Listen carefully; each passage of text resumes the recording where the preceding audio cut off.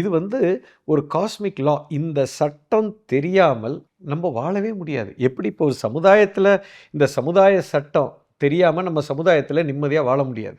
ஒரு கார் ஓட்டுறீங்க, அந்த கார்னால் அப்போ டிராஃபிக் ரூல்ஸ் தெரிஞ்சிருக்கணும், வாகன சட்டம் தெரிஞ்சிருக்கணும். அப்போ தான் ஆக்சிடெண்ட் ஆகாமல் என்னால் வண்டி ஓட்ட முடியும். ஒரு வீட்டில் இருக்கிறீங்க, வீட்டுக்குள்ளேயே ஒரு சட்டம் இருக்குது, எழுதப்படாத சட்டம். எங்கே சாப்பிடணும், எங்கே தூங்கணும், எங்கே எந்திரிக்கணும், எங்கே குளிக்கணும், எங்கே பூஜை பண்ணணும், எங்கே ட்ரெஸ் பண்ணணும், எங்கே வாகனத்தை நிறுத்தணும், எங்கே செருப்பை வைக்கணும், எங்கே துணிமணிகளை வைக்கணும், ஒரு சட்டம் இருக்குது. அந்த சட்டம் தெரிஞ்சால் தான் அந்த வீட்டில் நிம்மதியாக வாழ முடியும்.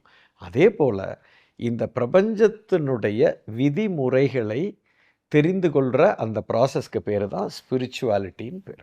அது தெரியாமல் மனுஷன் வாழும்போது நம்மளோட முழு திறனில் நம்மளால் இயங்கவே முடியாது.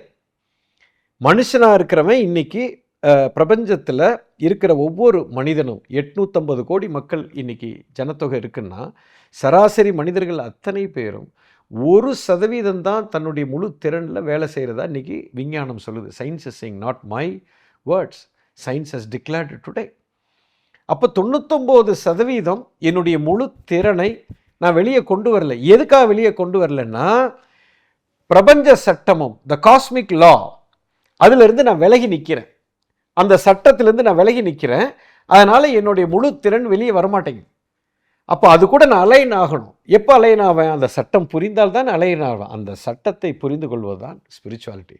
ஸ்பிரிச்சுவாலிட்டி இருந்தால் நான் க்ரோ ஆகனா, நான் வளருவேனா? இல்லை, ஸ்பிரிச்சுவாலிட்டியில் மட்டும்தான் நீங்கள் வளர முடியும்.